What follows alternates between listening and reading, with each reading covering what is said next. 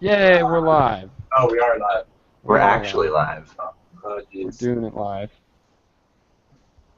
um, Well, Grant, tell us what's going on. oh man, what's new?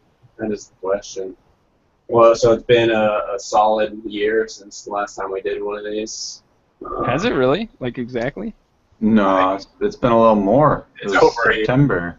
Damn. If you don't count the unaired tax episode, then yeah, it's been over a year. No. That episode should probably remain unaired. Like, nobody is like, oh, the tax episode, that sounds amazing. we can take another stab at it in the spring. Yeah. Oh, yeah. It Wait, was- we gotta pay taxes again still.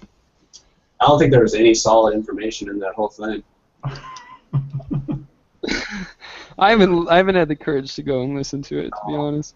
You know, I try not to listen to any of these because I can't stand my own voice on the interwebs. I can't stand your voice either. Oh, God damn it! I thought it was just me. Bastards. So it's been a solid year, right, Dylan? And I think this is gonna be our check-in episode. This has also been like reunited in general because we haven't even done a good job of staying in contact hardly. So yeah, We're shitty friends. yeah, we're pretty shitty human beings. we all got pretty like hermity So like yeah, the last 6 months. so this is more of an excuse to catch up in general on friendship and in life. You know, two birds, one stone kind of scenario. Yeah. I'm not gonna talk to you guys for another year and a half after this. So this will be the In the Trenches podcast. Every year and a half we get together and we'll do one of these. Sounds too frequent, if you ask me. Yeah. Uh, But I mean, I guess the common factor where we all kind of, before we lost touch base, was like with DNA and the end of that, and that was like the last. Then everyone went in like 3 different paths, scrambling for work, and it opened up different doors, and it just kind of forced us out of our comfort. Because I don't know about you guys, but I was getting in that real comfort zone, doing 4 illustrations a month. We were doing that for like almost a full 2 years or something.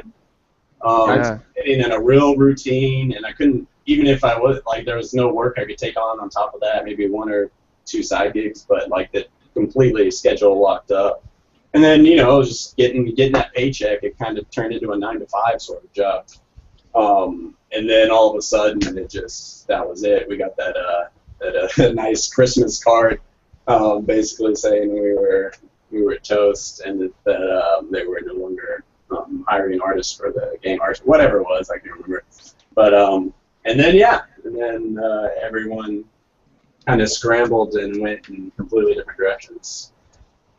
Well, and I think too, we might be able to step it back just a bit because I think Zach, you were off DNA before Right. Yeah. the Christmas thing, so Here's you had why. already sort of gone down your own path before Grant and I got hit with that Christmas card. Yeah, I think you guys were working on Hellfire for quite. It was still Hellfire, right? Yeah. You guys were working on that for quite a bit after I left, because I went and worked on the Mandate, and I believe all through this time, a lot of us were still doing S2 stuff, right? Because I didn't leave. On and off. Yeah, on and off. Me I didn't anyway. leave Hellfire to go work on S2 stuff, but I'm trying to think. I thought that somehow it coincided with I was out of work and then I ended up working on the Mandate, but I think I left and went to work on the Mandate. So yeah. So you guys had continued to work on the cards for a while. It was It was through December of last year, 2014. So almost a year ago. Right at the end of the year, up until a minute, and then 2005 started, and then 2015. Yeah, 2015, right? And then pretty much all my entire source of income just like nothing. So I started the year off with absolutely no job security whatsoever. And we didn't really have, like, I don't think we had any kind of like heads up on that. No, it was yeah, we got work, and then they like hooked me up. I think you too. You know, like we both got like 2 cards. Usually we just got a card every month, but they kind of like lined us up with 2 or 3 cards in a row consecutively. Like we got this one, we got this next one. So maybe that was kind of the maybe the hint or something. But yeah, there was no forewarning. It was just lots of work, and then actually Merry Christmas. And that's literally what it was. It was a Christmas card. It was Merry Christmas, Happy Holidays to you and yours. By the way, thank you for all your work. Goodbye. What? Did it really say that? Yes, Yeah, it was more or less. That was the gist. I got a DNA card. I got a Christmas card from them too. Happy Christmas card, and I was like, oh, that's so sweet. It was like a little show. Like, they're like, oh, they're actually thinking about their artists and stuff. And it was like, oh, no. That's it's actually a breakup. You're breaking up. That's what it felt like. It was a Dear John letter.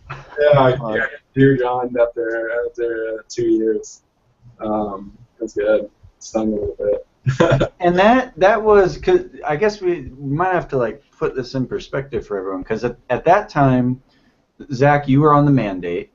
Mm-hmm. Grant, you were doing DNA. Did you have any other clients besides? Were you also doing S2 at the time, or was it just DNA? S2 stuff. Okay, so you're doing S2, and I was doing DNA and Incarnate Games. But I had before that letter had come out, I was talking with S2 about potentially moving on to one of their projects and doing something, doing environment work for their project. So the DNA stuff happened, and for me it was kind of just like sort of good timing, because S2 was looking for somebody to fill this environment position. So for me, I felt like I sort of transitioned pretty smoothly out of DNA and into working with S2.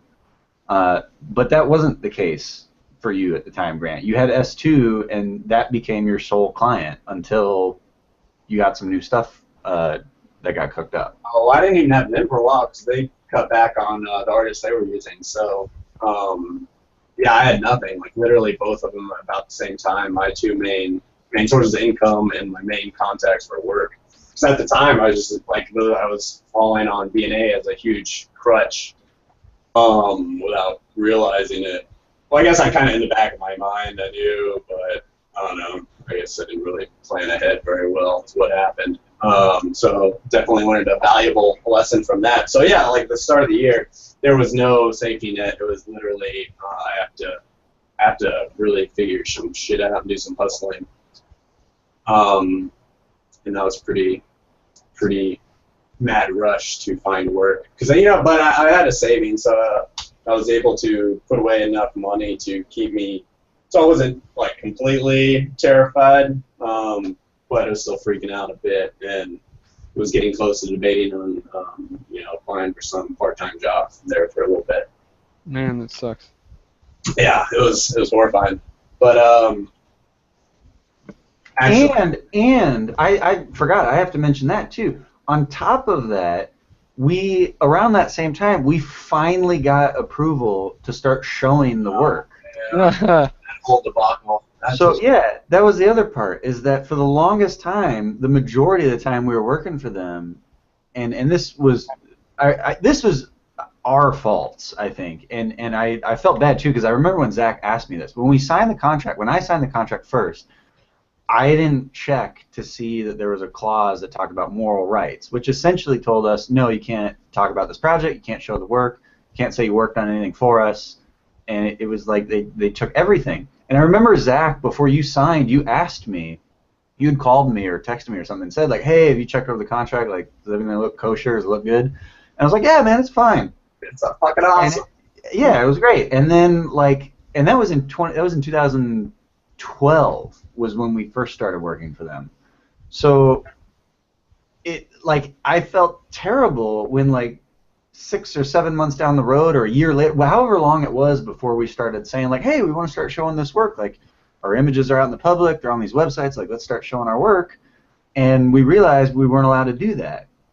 Like, rule number 1, read your contracts. Yeah. Don't run into the position that we all ran into. But I remember that was a big, that I felt like for me that was a really important thing to be able to finally show that work once we were no longer working for them. Had we not, like, Grant, do you think had you not been able to share that work, would that have affected your ability to find new clients as quickly as you did? It definitely wouldn't have helped at all. But also, prior to that, I kind of set up a private gallery to where only clients I was kind of marketing towards could see it. So I had already had a lot of those images. Okay. Well, and I want to stop you real quick and just say that that's a pretty that's a pretty legit way to do that too. Like, you're not, from what I understand, that's like if you have some work that you really need to promote yourself, I think that's the way to do it, rather than just. Without that, I would have been fucked, because I would have been showing almost like graduation type work, and that stuff was real. That's not even marketable work like that. I couldn't make any money off of. So yeah, it would have been impossible to get work if I had not have done that. And it just made it a lot easier when I could start throwing stuff up on ArtStation that I had, all the stuff I'd done for Hellfire, and updated work and update all the sites. And it just looks a lot better when you're able to show it publicly.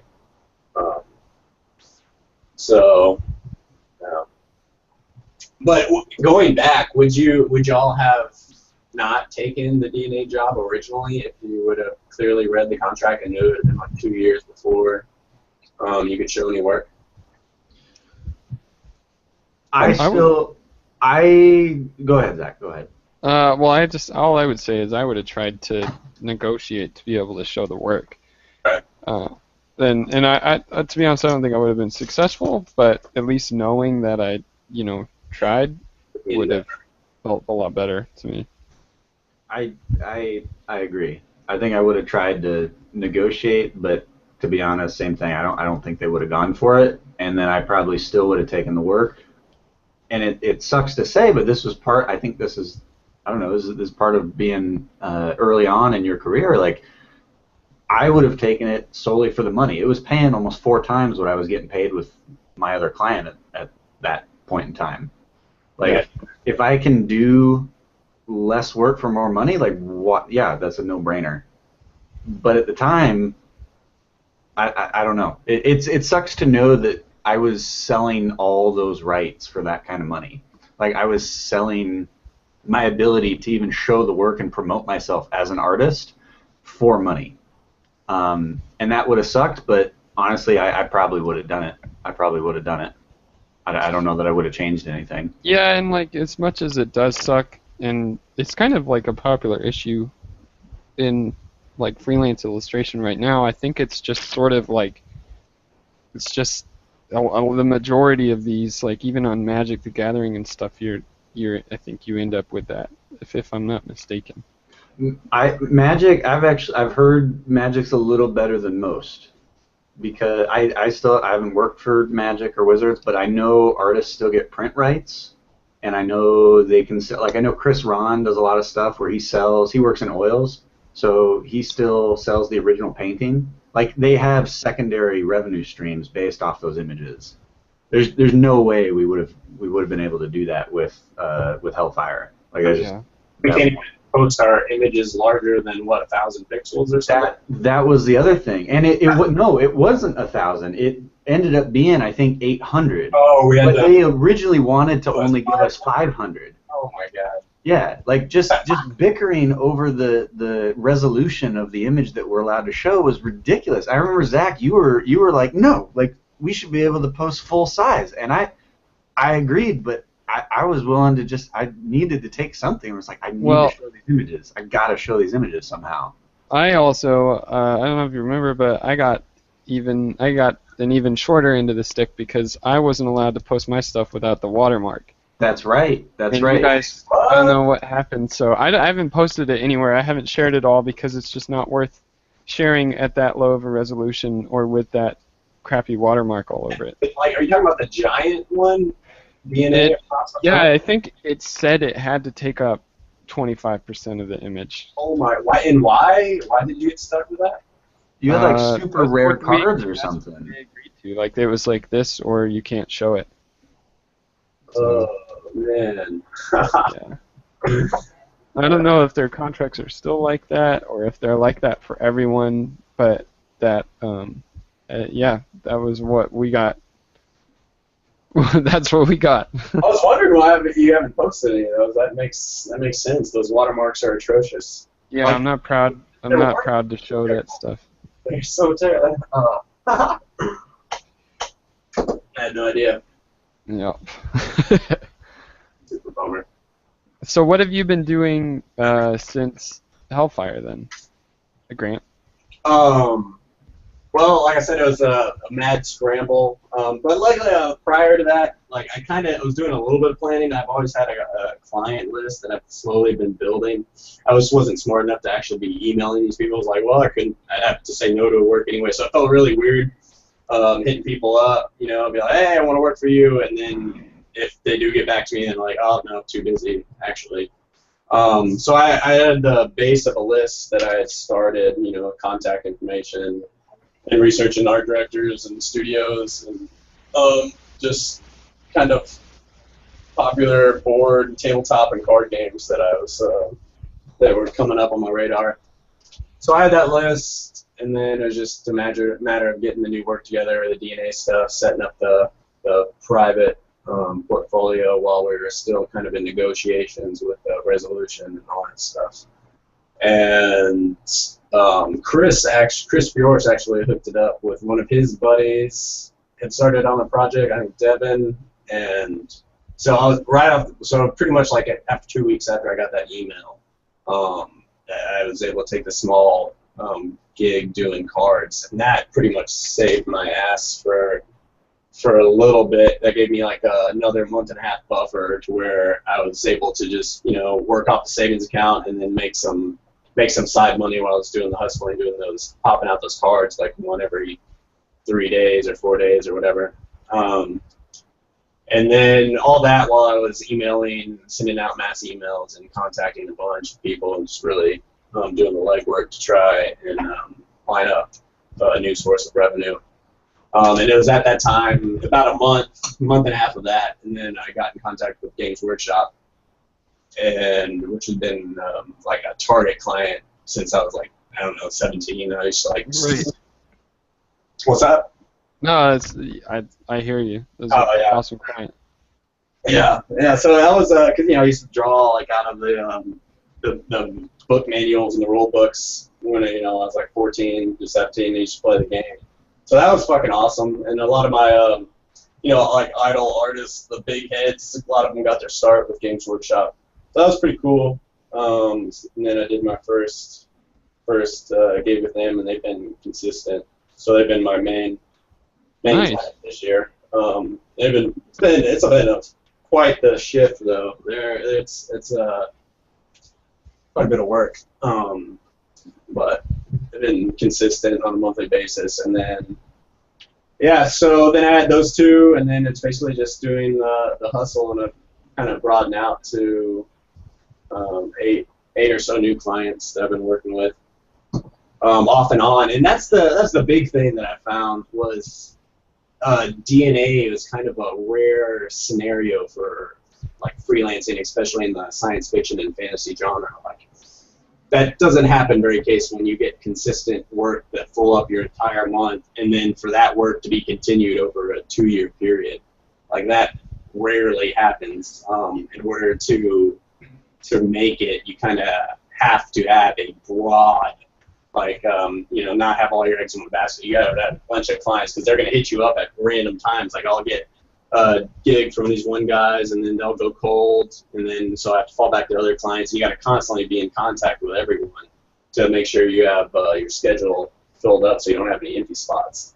So that was kind of a new thing, juggling all that. I just want to echo what you were saying. I actually heard I was talking with the art director, and I mentioned the DNA stuff, and he said the exact same thing. He said I don't think I appreciated it at the time, Exactly. but he got me to realize like that's a pretty rare situation to have a client that's that consistent month after month after month after month. Like that doesn't happen all that often. I just thought, I mean, I don't know how you guys felt, but I thought like, oh yeah, this is the norm. This is just that's what it's like. So when that went away, I was like, oh well, I'll just find another client that does that. And I feel like I've been a little lucky with that, but it's not that's not normal. That's not normal. Not to that extent. With Games Workshop, like you pretty much they have a large pool of artists that they go from, and they're super organized over there. They have their system figured out because they've been doing it for so long. But they have enough artists that they pretty much just give you one assignment a month, and they're usually pretty large pieces.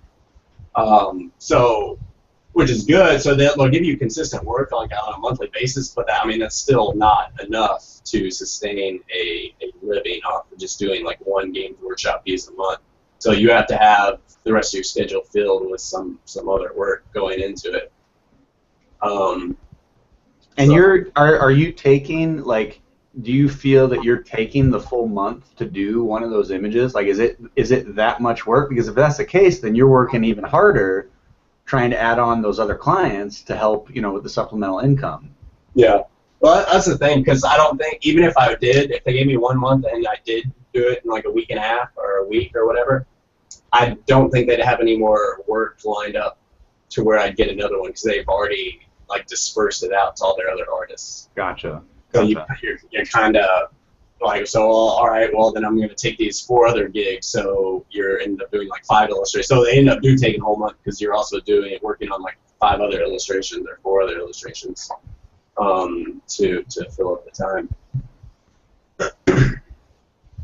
Yeah, I guess like I'm thinking about when we were working for S2, that was pretty regular. And then, like, I would imagine stuff for Legend of the Cryptids or Galaxy Saga would have been pretty regular. But those are also kind of, like, I think rather than that being the norm, those games are kind of, like, they're this collectible card game. And I think that was really popular for a while, and then maybe it's gone away since. But, yeah, I remember thinking almost the exact same thing when Hellfire went away. Was like, oh well, I'll just find another client and that does the same thing. And I also remember thinking, like, how do people work for so many different clients? When, like, do they just tell them, okay, I'm going to stop work? Because I thought they were all that way, like they were all really regular. And so I'd be like, well, how do you work for so many clients? Like, one client is giving me all this work. Yeah, it was pretty naive, I think, because we were all, that's what we were expecting. That we're like, well, all right, I'll just work this client forever, or for like 2 months, and then I'll find this other client who has all this work, and I'll do them 2 months, and we'll do these like month blocks working to diversify. But it's like not how it works at all. And yeah, so that was kind of an awakening thing. But I think it's probably longevity-wise, like that really needed to happen, because, we literally had all of our, well, I think you kind of got, Zach, you already were able to kind of get out of it and switch gears, but I had nothing going, like no backup plan. So it's super important to be able to, not, if you rely on one company, for one, you're not getting your name out there at all, especially if you can't show that work. So you're forming this super dependency on this one client, so you're really at the mercy. And it's really hard to negotiate like a contract when you have no other source of income, so that you kind of get trapped.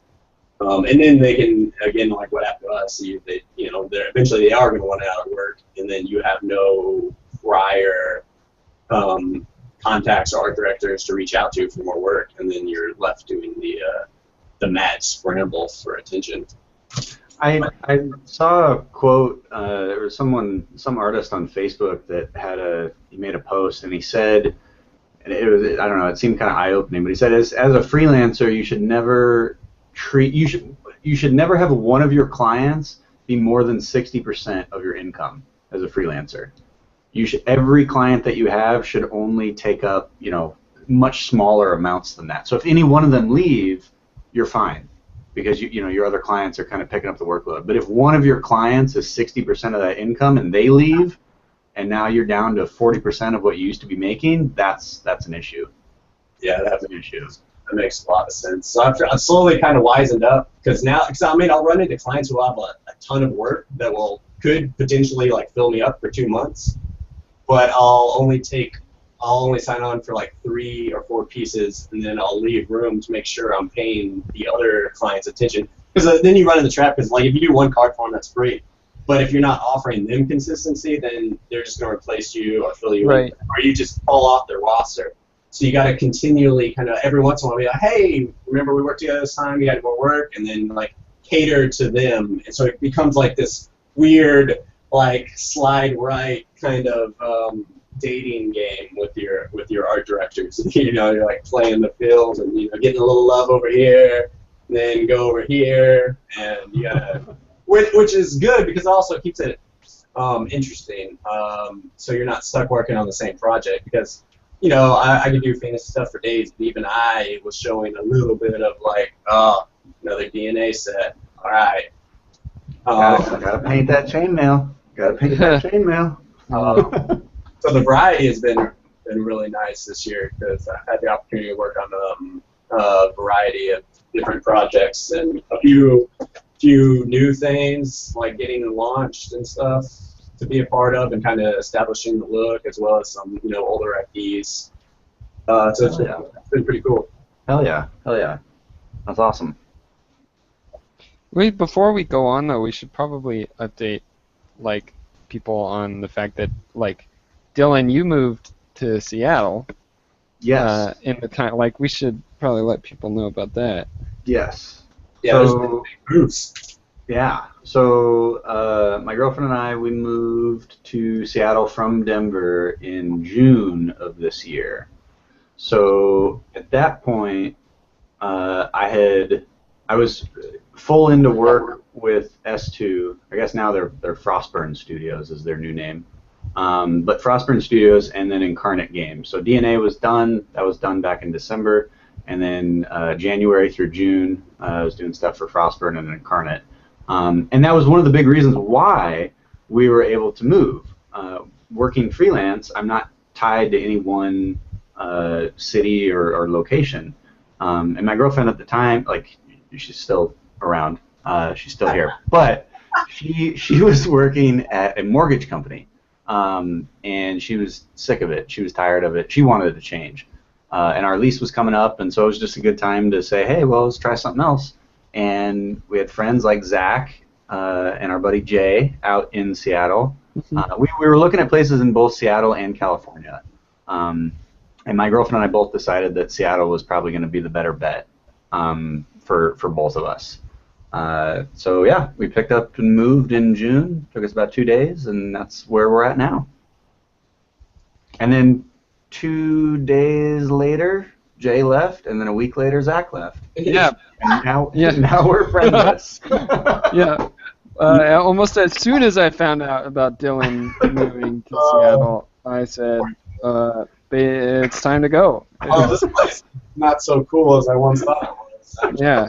I could just feel it. Every like foot closer you got, Seattle just felt more and more stifling. So that was cool. That was cool. Those guys helped us move in, and then I helped them pack their shit, and they were both gone within a week. Yeah. That was always fine on times. Obviously, California is now the new cool place. So. Yeah. But no, that was, if I remember, that was around the time that Zach, because you were doing stuff for the Mandate, mm-hmm. and then you were, I remember you saying you were kind of like, you wanted to be sort of out of the freelancing game and wanted to try the studio position again. So you had a contact over at Microsoft. And yes. That sort of kick-started your move out of Seattle, in a way.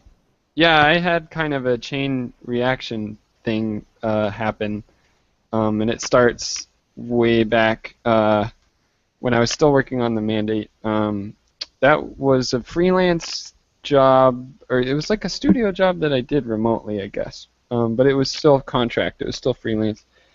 But like any project in video games, that industry is pretty volatile. So for a while, so I worked on the mandate, and then I was out of work for a little while they were getting publisher money. So they couldn't they had to go down to a skeleton team, and so I was sort of left looking for more work, and that kind of left that just the fact that that could happen. I mean, it had nothing to do with them in particular, but the fact that that could happen left a bad taste in my mouth.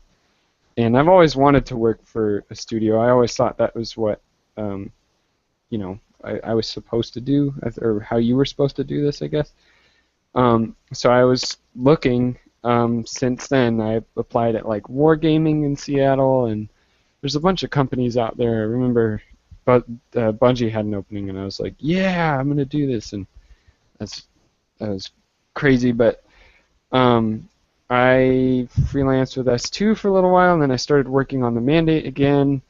And then about that time, I started talking with Microsoft, which is also in the Seattle area, and they do a lot of hiring. I know some friends who are concept artists there. They have a lot of positions that open, and one of them was it was in some smaller game studio, and I interviewed for that, and I ended up getting it, which is awesome. I signed an offer letter and everything, and then I was just waiting on a start date.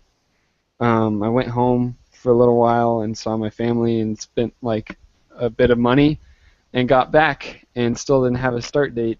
And I realized through talking with them and everything that I wasn't going to get a start date. And so I was looking for a new apartment at that time as well, and I'd almost signed a lease at somewhere like really expensive. I was going to be making a lot more money than I'd ever had at Microsoft. And when that didn't work out, I was kind of left in this crazy vacuum. And I was about that time I did an art test for Games Workshop, and I think I was doing S2 stuff throughout that time. They've been such a forgiving client for like all of us. They're kind of like our fallback, but it's obviously we've all enjoyed working for them. So I was doing that, and then doing the Games Workshop art test, and then I got in contact with a buddy who worked at a studio down here in California, and they had an opening, and I didn't really think that was going to work, but it was definitely something else that would have helped my situation, and that did end up working out, and I moved down here about, like you said, a week after you moved to Seattle. And so now I'm working at Turtle Rock Studios in-house. It's still contract, and I'm a concept artist here. So it's a pretty crazy time. I was going to move out of my apartment right about the time I thought I would have been starting at Microsoft.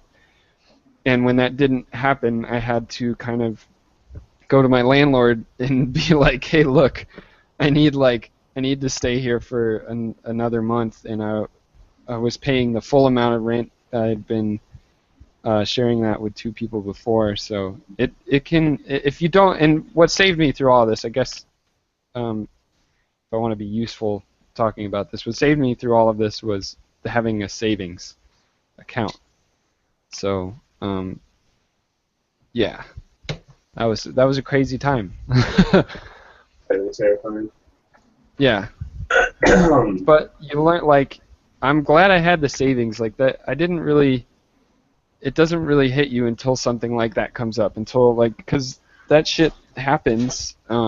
Projects get canned, and anytime you spend your savings and then get, or at least this is what I think, or what I'm going to start doing, is anytime you spend that savings and then start a new job, your first priority needs to be to build up that savings again with your income from that project, because you don't know like what could happen. So just having that buffer, like honestly, if I didn't have that buffer, despite getting the job with Turtle Rock, if I didn't have that buffer, I wouldn't have even been able to take it, because I had to pay the last 2 months of my apartment the full amount, which is like a crazy amount, and then I had to pay first and last for the apartment down here, as well as the move. So that was a shitload of money, despite the fact that I got a new work.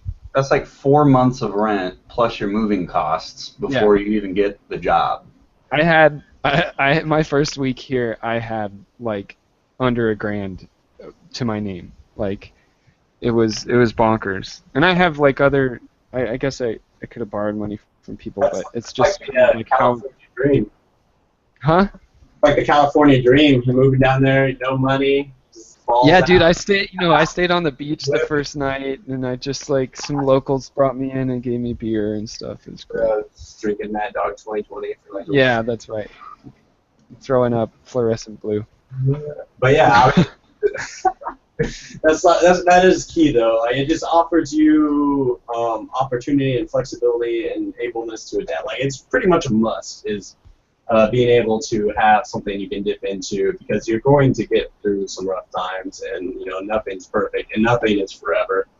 So just preparing for that, and then because I mean you're under contract right now, so that at least you have like kind of a date in mind where you can rebuild if it's necessary, and then so you're able to adapt if you move on to something else, or they just hire you again for another re-up your contract or whatever. So it's just, right.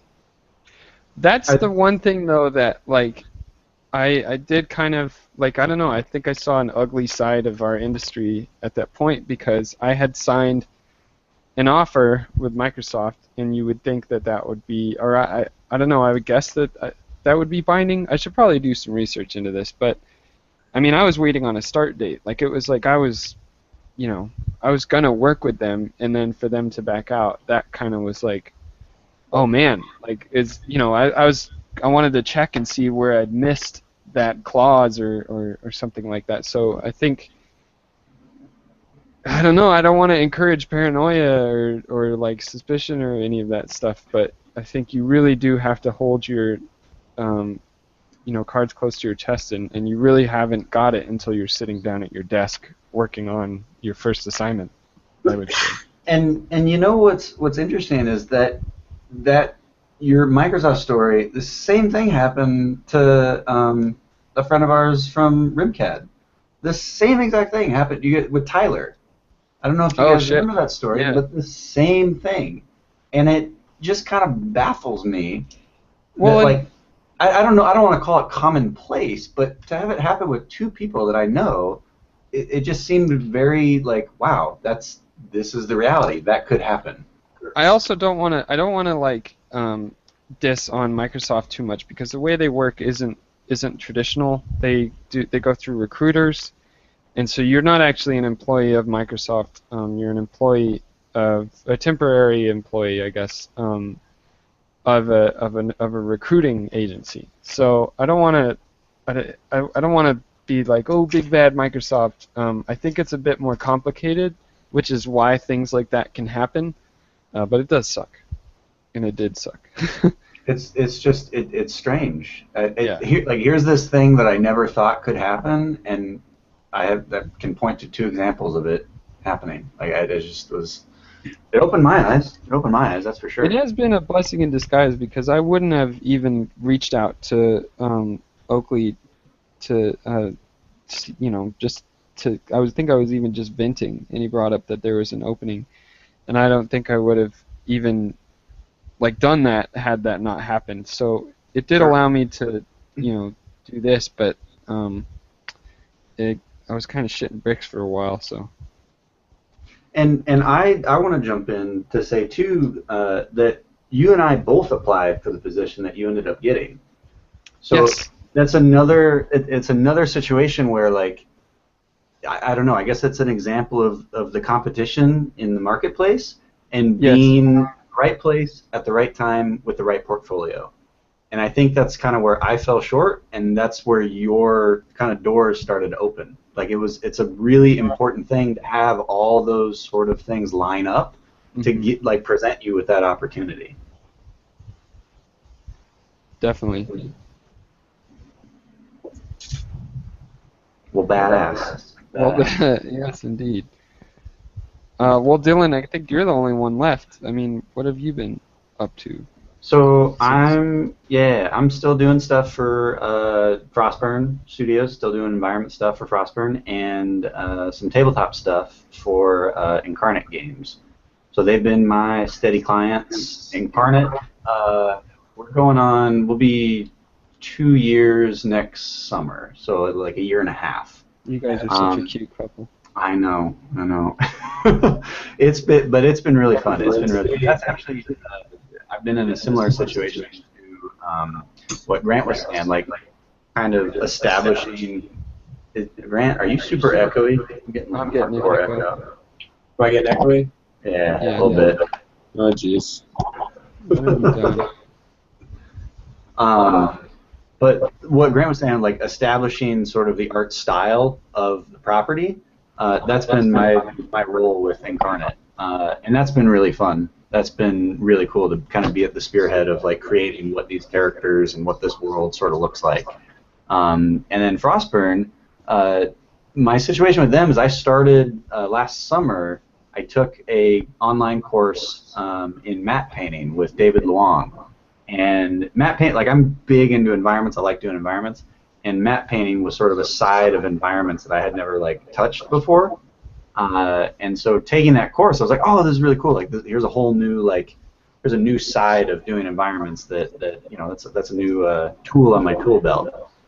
So once I started showing the work that I was doing for that class, that's when Frostburn reached out and said, hey, we got a bunch of environments we'd like someone to bring on and take care of for the next year. And so that's kind of how I started working with them. And it's I guess in a way that like goes to show like the more you experiment and the more you sort of push your skills, like the more opportunities you have to kind of present to future prospective clients and stuff like that. Like you just become that much more valuable because here's this new thing that you can do. And it's been exciting. I've been having a lot of fun with that one. It's fun because it's not just fantasy. That was the other part of that, like kind of what Grant was saying about DNA. Like I was getting a little not burned out, but I was getting a little jaded to like fantasy stuff. And it's been nice with Frostburn because not everything they do is strictly in a fantasy-based world, and so I get to play a little bit with different genres when it comes to their environment stuff. So it's been fun. It's been fun.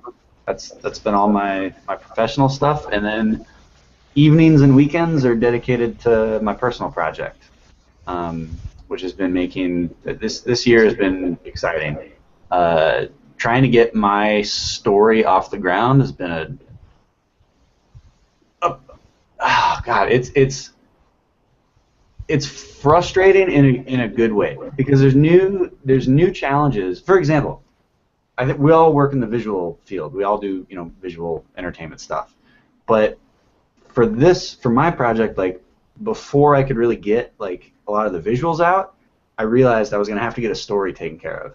And I don't do a lot of like creative writing. I hadn't really touched that since the little bit that I might have done back in high school.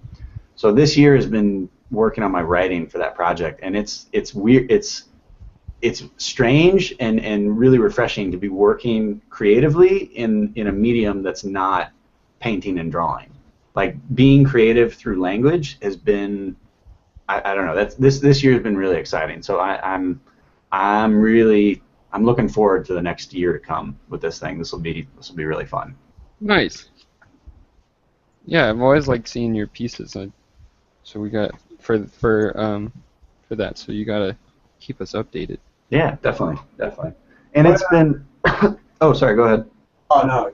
Well, I was saying like I was kind of interested in your organization wise, because I mean it sounds like you got it pretty wired out to. This is pretty impressive to juggle your freelance stuff and have actually a set block of time to work on your own IP, especially in just not even doing art, like and branching out in other aspects and writing and whatnot. Because I don't know, I think I've made time to do like maybe like I can count the number of personal pieces I've made this year on like one hand. It's extremely sad. Yeah. So yeah, dude, how's the juggling being? It's pretty sweet. It's been good because this year I'm glad you brought that up because this year I did something different that I haven't done in the past. Is I actually like set a set schedule. In the past, I sort of just work like I'd wake up late. My hours they were just all shifted way later in the day. I'd wake up late and then I'd work really late. So I'd be waking up at like 10 or 11, sometimes later if I was up, later than that, and I'd be working until like 2, 3, sometimes 4 in the morning. And not that that was bad, but I realized like my hours they would shift. Like sometimes I'd finish early, sometimes if I was really into it, I'd just keep working later and later. And like that can work, except when later and later means 6 or 7 in the morning, and then I'm sleeping until like 1 in the afternoon. Like then the cycle it was not good. So this year I actually made like a conscious effort to, my workday stops at 6 o'clock. Like my girlfriend comes home, make dinner, and 6 o'clock I sort of put that stuff aside. I don't work weekends either. And I think those are all things that I could have done in the past, and I just wasn't. And that gave me a really scrambled schedule, and that kind of that threw me off a lot. And so now, by having these set hours, like, okay, I'm done at 6. I wake up at 9, 8:30, 9 o'clock, start working by 10. I'm finished working by 6 o'clock. That gives me my evenings and weekends to do whatever I want, and for me, that means personal projects. So that's been a big help. That's been a big help. What kind of schedule do you? Sorry for interrupting you. What kind of schedule do you do for your personal work? Like, is there usually you just kind of pick it up when you want, or do you have a schedule for that? So that stuff, it sort of depends. For the writing, I've relied a lot on getting feedback from other people. So when I'm not getting, when I'm waiting on feedback from people to kind of read through all my stuff, I actually have there's another little baby project of mine that I've been working on. I've been wanting to redesign all the Harry Potter book covers. So while I'm waiting on feedback, I'll kind of I'll shuffle that project into the mix. But I don't have sort of set hours for that. It's not like, okay, I'm going to dedicate from 8 to 11 o'clock. I'm going to be working on this. For that, it's if I can just get at least 2 hours every night, and then more on the weekends, great. But it's not isn't quite as structured as the day-to-day stuff. When my Precipice project, when the writing's finished and it's time to jump back into the artwork, which is going to be really soon, I'm going to be a bit more regimented with my work on that. I'm going to actually set start and end dates for all the pieces that I need to get done, and I'll have a bit more structured evening and weekend schedule for that. But for right now, because there's so much back and forth on feedback, I kind of just a couple hours each night. If I can get that, I'm in good shape. Nice. I think that's the important thing is, because I mean you still got to keep up with your income, you got to do all that, but just the fact that each time, like every day, if you're just doing that thing for an hour, it all adds, it builds and builds. I have a hard time. It's hard to stay focused on it. You're like, oh, I can only work for an hour, and then you're like, oh, or 30 minutes, and like, I'm not even bothered. Like, I can't get in the zone. Right. Make all these false things to keep you from doing it. But if you actually sit down and give that quality time, just like an hour a day on working, gearing towards that personal stuff, and that's something I've been working at. It can make a big difference, and it feels good too. Like, yeah. Like I've just started just doing like 20 minutes of in my sketchbooks. I've been trying to get more traditional drawing, and that's always been my jam. But doing that 20 minutes every day feels that's like the highlight right there. It's like it just builds and it feels good. And then it all comes down to it. So Definitely. And I think too with the schedule, I noticed I'm doing more things, like spending more time. I need to be doing more, but I feel like I'm spending more time out of the out of the house, out of the apartment. Either whether it's going to a movie with my girlfriend, or going on a hike, or just doing something outside. Because that was always like the joke. I remember like at least last year I felt like that was the big joke. It's like, oh, we're freelancers and we're in a cave and we don't go outside. And to an extent, that was pretty true. But I think having the schedule, it's like, all right, well, I know I'm not working this weekend, so maybe Saturday is going to be personal project day, and Sunday let's go do something. Like, I didn't do that last year. Free days sort of just happened every once in a while, and if we felt like our schedules lined up, and it was just not having a set schedule made that a little more difficult than it should have been. And having the schedule that I have now, I feel like it's easier to make that happen. Do you feel, Grant? Because I see every once in a while I see pics of you on Facebook. Like, do you feel like you're getting out? You feel like you're getting out of the house more? Keywords are every once in a while. No, it's just been like balls out this entire year. Like mad hermit lifestyle. I've been just trying. Like I try to do good and get outside. I've incorporated a little more health, a lot more health and exercise, which has been a big thing for me. Yeah. So making sure I'm taking breaks every hour and a half. If it's only 5 or 10 minutes, just physically moving my body, push-ups, crunches, whatever, staring at things in the distance so my eyes don't bleed. Oh fuck! I need to do Yeah, that. I try and get a running schedule set to like just a good solid morning routine has been the big change. But social life, man, it's still Delaney will tell you it could use work.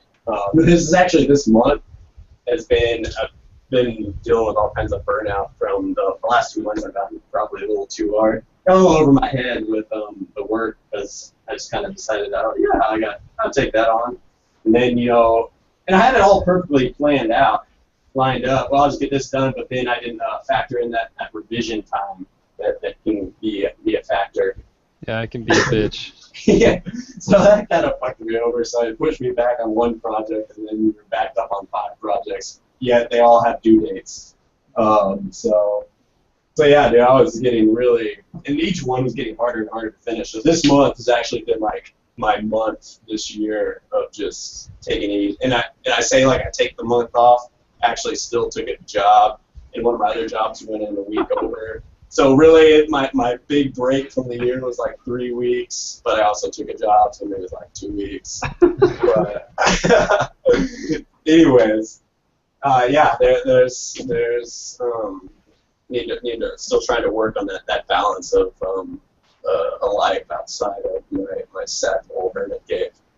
What's it like over for you, Zach? How are you doing with that? Because you have set hours now with the studio. So do you feel like you have a stronger work-life balance now that you kind of have, this is when I work, and when I'm out of the studio, I'm not at work anymore? I wish I had a happy answer for you guys, but well, we have core hours, and so those are hours where you have to be at the studio. They're not your only hours in the day, but you have to be there during those times. So, and that's 11 to 6. So that's 7 hours, right? 11 to 6. Yeah, that's only 7 hours. So you can arrive earlier or later, and many people stay longer than that. The studio is pretty flexible with hours that you work, and it's just kind of like if people start to see you slacking, then then if that happens, then it's a really big problem. But generally, you are expected to be responsible. So if you take time off, they trust that you know what you're doing. So you can kind of get away with like well, you can't get away with slacking, but you can definitely get away with um, doing what you want, and then you've got a lot of work to do. That said, I haven't really been too crazy with my schedule. I generally go in around. I like to get there around 10, and then I'll probably go home around like 7. I like being there and I like working, and since it's not so strict, I'm not always working all the time. We have conversations, and so I just enjoy being there. I kind of hang out with people. So I've been working a lot. For the first like 3 months, 2 or 3 months. I've only been here for July, August, September, October. I've only been here for like 4 months. I didn't have a car, so I was biking into work, and California is fucking spread out. So I was just going to work and then coming home and like painting Warhammer figures or like playing video games. So my work life schedule hasn't been like excellent. I've been I haven't been like sad or anything, but I've been working a lot, and now that I just bought a car, I was able to buy a car because of this job. I was able to save up some money and do that. Now I'm kind of like realizing that I'm still used to working all the time, and I don't want to like jinx myself, but I'm kind of like, what the hell do I do with all this free time? So it's been a weird thing, and because I do work like those set hours like you were talking about, Dylan. When I get home, I don't instantly want to work on artwork. I've always kind of had that problem, but I'm so used to it that I still feel guilty about like going out to do stuff, and usually it's dark, so I'm not like going out to run or anything, but I'm still getting used to it. It's only been 4 months, so I think I'm doing all right. But yeah. Dude, that guilt thing is such a bitch. Like, It is. I rarely like. There's no reason I should feel guilty if I ever not work. But then, like, if I'm not grinding like myself down to the nubs, it's like then I go out and I'm like, in my back of my head, I'm just like, man. I also have to add. Oh, sorry. Go ahead. Well, I was gonna say I have to add to that I'm also really new to California, and I do have friends here, but they're all like Jay's here now, obviously, and then Oakley's here, but he kind of lives far away, and he works in Santa Monica, which is pretty far away from where he lives. So most of his time is spent commuting and then going home and just resting. So on top of not having a car and then having kind of weird hours, I guess I don't really have weird hours, but I haven't been like eager to get out. So in Seattle, like I kind of wanted to piggyback off of what you said, Dylan, because you're having a schedule now. It definitely, I can see that I would have a more healthy balance. And if I had that schedule in Seattle, that would have been awesome. I had like all my friends there, and I knew where everything was, all the restaurants and shit I like to go to. So I'm just kind of rebuilding that here. So we'll have to do another check-in, and I'll let you know whether I've come out of my hermit hole. Your life's not so sad in the present. Yeah. The bitter truth of being an artist. That's where everyone should just turn off, but then we're just gonna cry. I know it got really dark. Let's talk about. Isn't that what we're all supposed to be? We're all supposed to be like the tortured artist, brooding artist. We should be used to this whole hermit lifestyle. This is real. Like it's not there's gonna be sacrifice. I mean, the competition is so high. Like I don't even know what it's like studio-wise, but like, and it's a pretty small. Like you think there's so many artists now. Like that, it's really a tight community. Like, I mean, y'all were saying earlier, it's so small that y'all were literally applying for the same job. Yeah. Yeah, that was crazy. So it is a pretty tight-knit group, and however, like it's extremely, and it's always up and coming. It's super competitive. So yeah, you gotta, I don't know, like social life and things. You gotta find a good balance, but it's gonna take a hit regardless. So it's really cool to hear that you're able to actually figure this out. Like you got the life hack, artist life hack going on right now, Dylan. So that's fucking awesome. I think you. I mean, everyone can do it. You guys can totally do it. I think, and maybe this is. I don't want to sound. I don't want to sound like holier than thou or anything, but I feel like for the longest time, and I'm guilty of this too. But I felt like for the longest time, my excuse for a lot of things was, oh, I can't do that. I'm too busy. I'm just working. I'm working. And when I like sat down and actually like realized that I could do this schedule, I was like, wait a second, like, no, I totally have time to do other shit. Yeah. I totally have time to do other shit. This whole like I'm working like 20 hours a day, that's nonsense. That's not happening. Like no, I can set aside this time, and that's when I realized that okay, that's all right. Well, let me make a schedule. Let's do that. Okay. After 6 o'clock, things no more. That's it. And weekends, I'm not working weekends anymore. And I realized too with the freelance stuff, the only reason I was working weekends is because I was putting for certain clients.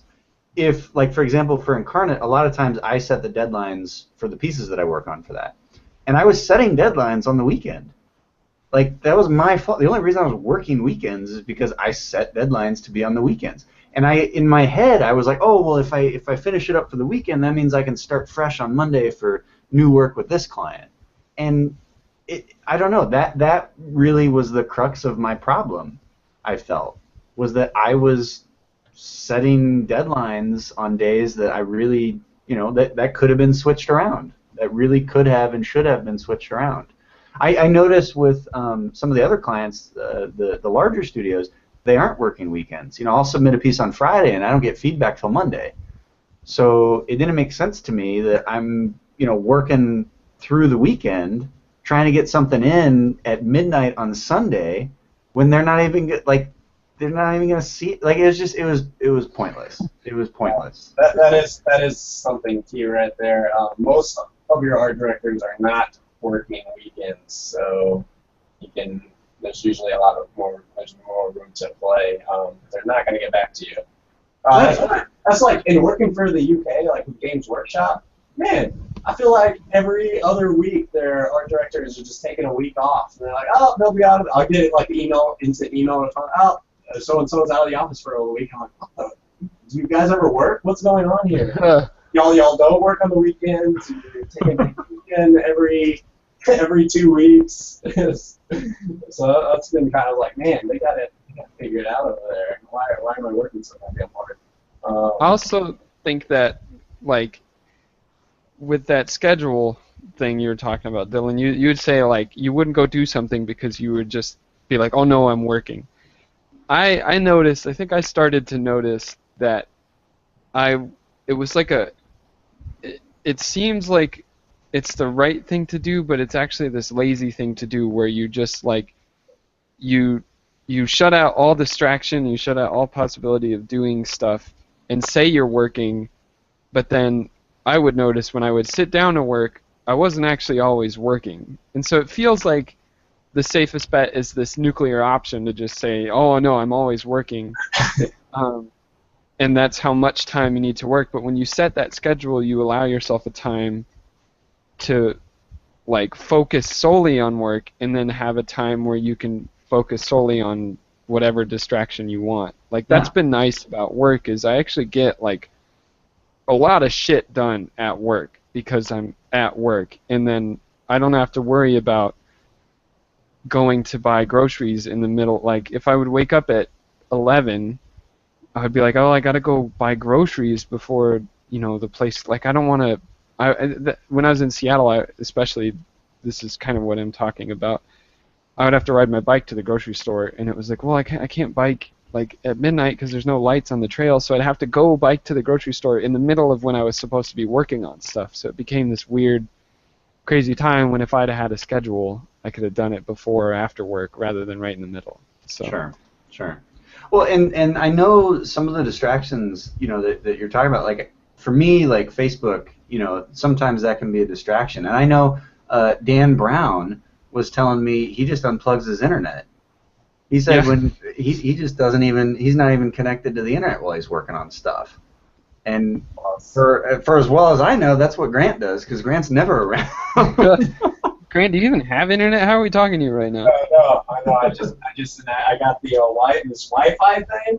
Okay. I got some. If it wasn't for Delaney, no one would know about Grant.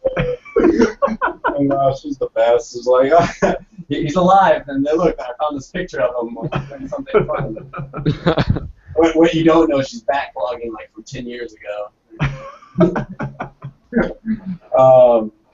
Yeah, no, it's all willpower. But the Facebook thing will get you like. So I try to stay on that, because the quality of the work is everything. Because like literally, you can say you're working for 20 hours, but you're not really, just because you're sitting in front of the computer. There's so many things going off and emails to check. Like you're not physically painting for 20 hours. That's not even real life.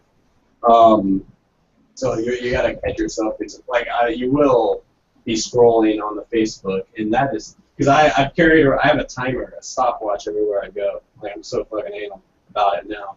So, Really? Yeah, it's running constantly. So it's running right now. I'm timing out this podcast. How much hours? Wow, really? Yeah, dude, I'm pretty nuts on the time.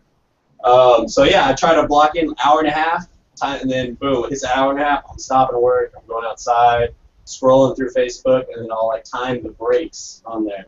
But then so when you have that kind of set of hour and a half time frame, like if you hop onto Facebook, you're a lot more conscious of the time you're eating away, because that's like your working time. However, it's a fucking bitch, because I'll still be doing it. And then, but whenever, I don't think people really realize like all the energy you're using for your painting, mentally wise, and then when I'll just check my Facebook real quick. That's like a complete reset of your brain. Yeah. It has to have recovery time when you get back on your painting, and you're like losing energy and work time that you're not even conscious of because you check your Facebook for 2 minutes. I read something recently that mentioned that it took. I remember the article was saying it took like 20 to 30 minutes for somebody to quote unquote like get in the zone, and the minute you sort of break that concentration and that focus, it takes about that same amount of time to recover and get back into it. So when you're in that zone, you need to hold that for however long you are disciplined enough to do that for, an hour, 2 hours, 4 hours, whatever it is, and then take your well-deserved break. But if you're getting distracted every 15, 20 minutes, you're garbage. Like you're not doing anything of quality, or at least not very efficiently. Yeah, the math definitely doesn't add up. So I think that's one of those things you're constantly fighting with. At least I know that's my problem. I mean, especially when I start getting stuck in an area, and then I'm like, oh, it's really fucking hard. And then I start looking for distractions, or like, oh, I really need to grab reference for this piece of armor that even though I'm working on the background, I'll just like go on Google. So that's like my big thing, is because I kind of feel like I'm working, but I'm really just scrolling through cool images on Google, and I get trapped in this rabbit hole. They're like, oh, that's a cool image. I got to document this in this folder over here. And then it's a huge trap.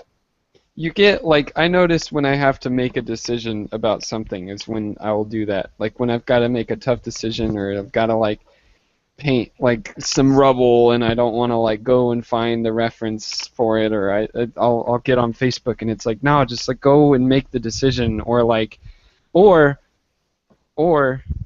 if making the decision is going to be really taxing and you'd rather just take a break, go and take a break, but don't do Facebook. Like I'll get up and walk around. Yeah, that's a big one. That timer thing, Grant, is I do the same thing. Like if I'm really worried about something, like if I for some reason I'll get stressed out about drawing at home because I'm like, oh, but I have all these things, like I have laundry or I have to clean something, and really they're not, so urgent. They're just like, they're kind of just excuses not to draw, I'll kind of like make a deal with myself where I'll be like, well, how about you draw for like an hour, you know, because that's enough time to get your right brain thinking and actually get some stuff done. And so I'll set a timer for an hour, and then I've drawn, and then now I can go and work on stuff. And usually I find, oh, it only took me 15 minutes to do the dishes. Like, Right. I don't. So that timer thing is a nice hack when you just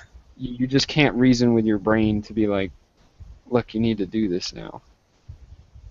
Yeah, I think that's the hacks, finding those little things, because everyone dude. has their own strengths and the weaknesses, but anything you can do to combat those things, and to trick your brain into functioning properly, whether it's playing with time, like a schedule, any sort of thing to better suit your productivity is huge, and everyone has their own vices and bad habits that you got to figure out solutions for it. Well, did we miss anything with this? This was our check-in, and we've kind of strayed from that. Did we cover any topics? Or, I mean, that we're running. I think we're getting close to about an hour and a half for this podcast so far. I don't know. What was the transition bit? So, like, we kind of, I feel like we casually brushed over, like, you were freelancing for like 2 years, then all of a sudden you're working for a pretty big, like, in-house studio concept design, for going from like freelance illustrator to concept designer. So I mean, if we just breeze right over, that's a pretty huge change. So what's the switch been like from illustration to design to, well, I guess you were already working on the mandate for design-wise, but, you know, going from freelance to in-house studio job and working for a pretty high-end studio.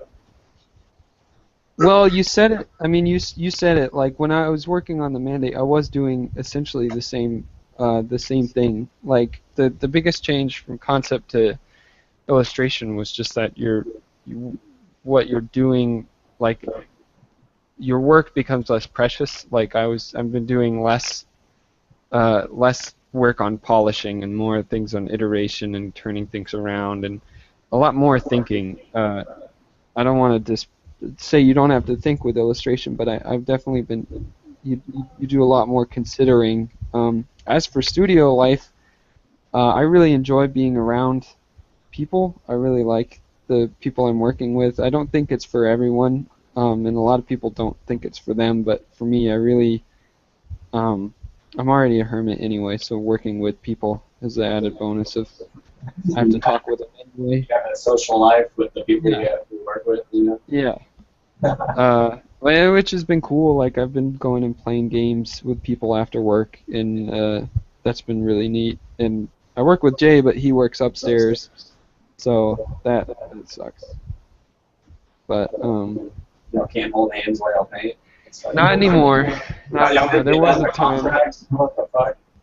There was a time where we held hands.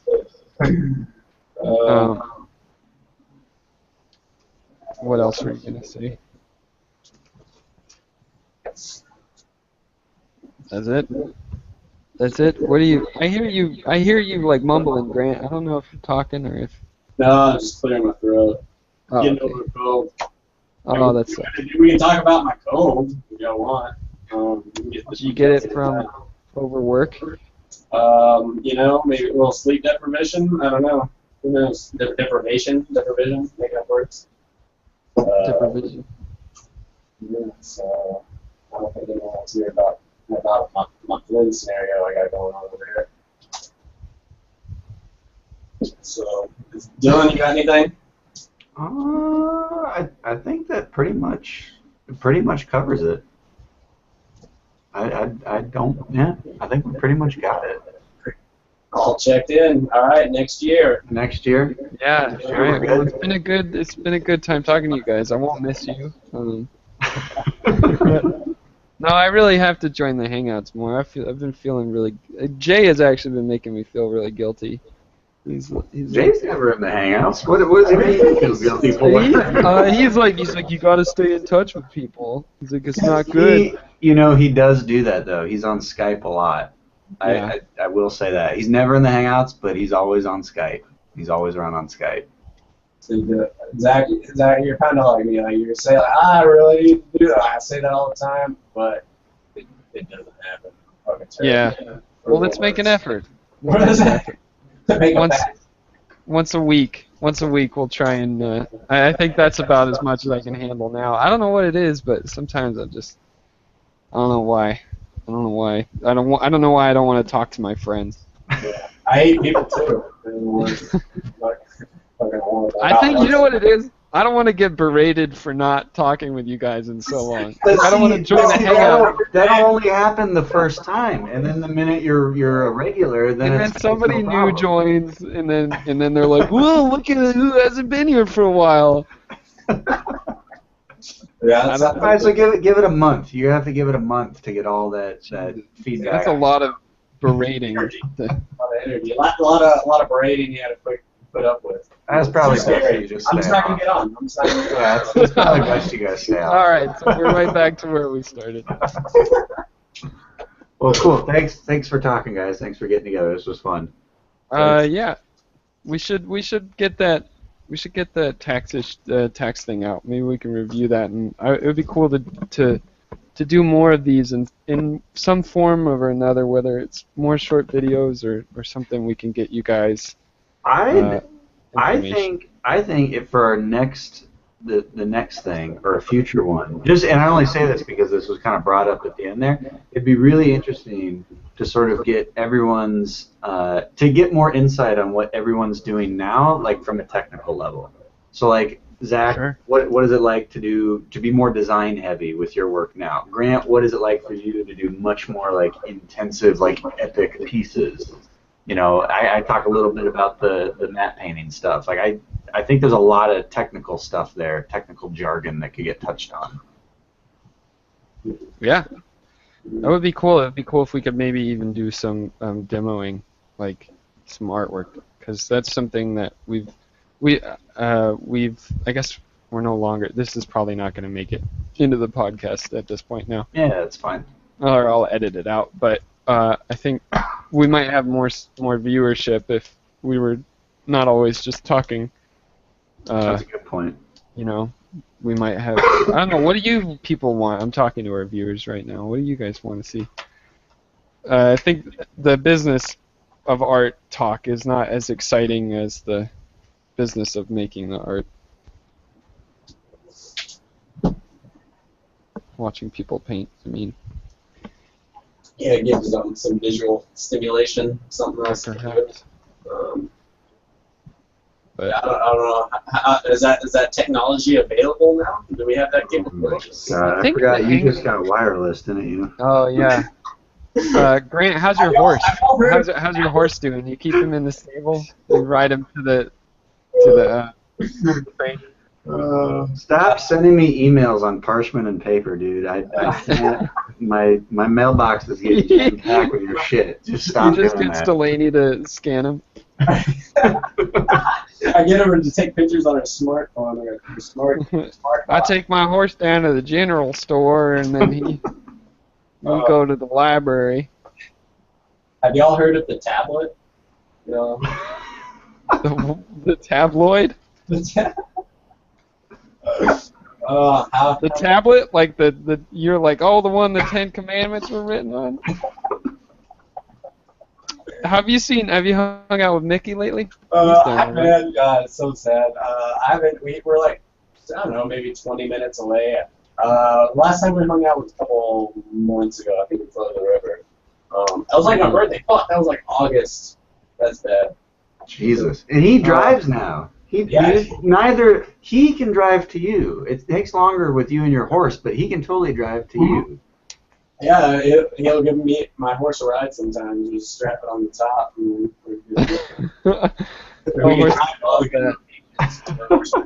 And tandem horseback riding together. Wow, that sounds romantic. I haven't talked with Mickey in far too long. Yeah. That's sad, but I did talk with Chris Oakley. Yeah, remember Chris? Yeah. Remember? Yeah. I talked When did you with talk him. with him? Well, I just added him on LinkedIn today, which is crazy. I thought I'd already had him as a contact, and then he was like, "Hey, what's up?" And I was, oh no, Chris Ewald, not Chris Oakley. Ewald, you're right. You're right. Sorry, that's my bad. Well, awesome, dude. Awesome. He needs to jump in the Hangouts at some point. Yeah, we should berate him. I agree. I agree. Chris Ewald, who is that? I don't think you knew him. He was a friend of Gary's. Yeah. He worked with Gary for a while, and that's sort of how he got in our Hangout group. Yeah, he's a cool Maybe guy. like once or twice happened. He was on. I didn't catch any of that. What did you say? Oh, I was saying I may have hopped on one of the hangouts while you were on there. Yeah. Wow, nope, still didn't understand any of that. The Hangouts. He might have been in there with one of those Hangouts. He was actually on DNA. He was doing Hellfire stuff for like the first month and a half that we were doing it. He started around the same time we did, and then he had some stuff come up in his life, and so he stopped doing those. But yeah, no, it's been a long time since I talked with him, so it'd be great to connect with him at some point. Cool. And I heard word. This is all getting edited, right? I imagine. Yeah. Oh yeah. I heard word Markella wants to make a stateside trip soon, and she wants to hit up Seattle, California, and Texas. That girl been saying that for years. Not even buying it. Not even buying it. I'll believe it when she here. Anyways, I have no idea. I'm not there in a long time. She's doing okay. She's getting work right now with Frostburn. Yeah. Yeah, it's sad that her job ended. Yeah, she had some shit with like the job she was working at in Turkey, and she got a flight ban because I can't remember what the reasoning was. I don't know if you heard, Zach, but like No. she wasn't allowed to re-enter the country to Turkey. She had flown home because she was working in Turkey in studio. She had flown home back to Greece for the holidays, and when she went to go return, some shit popped up. They pulled her aside in the airport and said she wasn't allowed to return, and her passport got a flight ban. And when that was finally lifted, they told her she's not allowed to return, and the studio isn't allowed to hire her because they have to find a Turkish artist to do the work. The Turkish government or whatever was not allowing the studio to hire outside, foreign artists.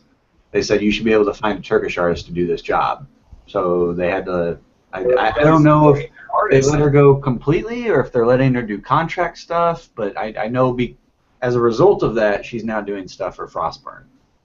That is terrible. I need to reach out to her. Yeah, That's that fucking was a heartbreaking. shit situation. She said that the police guy at the airport was pretty much like convinced she was like a terrorist or some shit. Like it was bizarre. When they pulled, I think they pulled the pilot off the plane for some reason, and the pilot like took a look at her and was like, "What the fuck? Why is this girl like, why is she not allowed on? There's no way she's a terrorist." And I don't know, it was weird. You'll have to listen to her describe the whole situation. It seemed very, very bizarre. That's heart-wrenching, man. Yeah, I need to talk with her. Fucking, you wouldn't think you'd have to deal with anything like that in this industry, but I guess that's the kind of shit. People don't believe you when you say you work in video games, and then I guess if you're in a country like Turkey, I don't know what that means.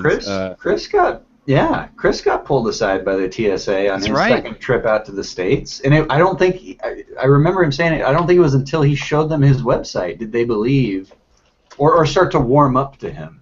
Like Yeah. they were being total hard asses, like grilling him with questions and shit. And it wasn't until he showed him his website that they're like, oh, you're pretty good, pretty legit. Fuck. Did we discuss that in our working in foreign countries episode? I don't think so. I don't remember us bringing that up. No. It's probably best we didn't. Alright, well, let's do like a sign-off, and then... Oh yeah.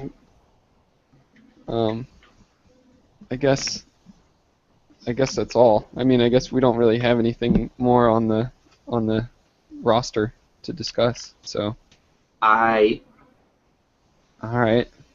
Well, it's been good talking with you, gentlemen. It's been fun. It's been glad. I've been happy to reconnect. I'm glad we were able to do this. Yeah, I remember Exciting. why we were friends in the first place, I think. All of us. I'm starting to feel that happy feeling again. I think that's what it is. I might be hungry. I'm pretty hungry.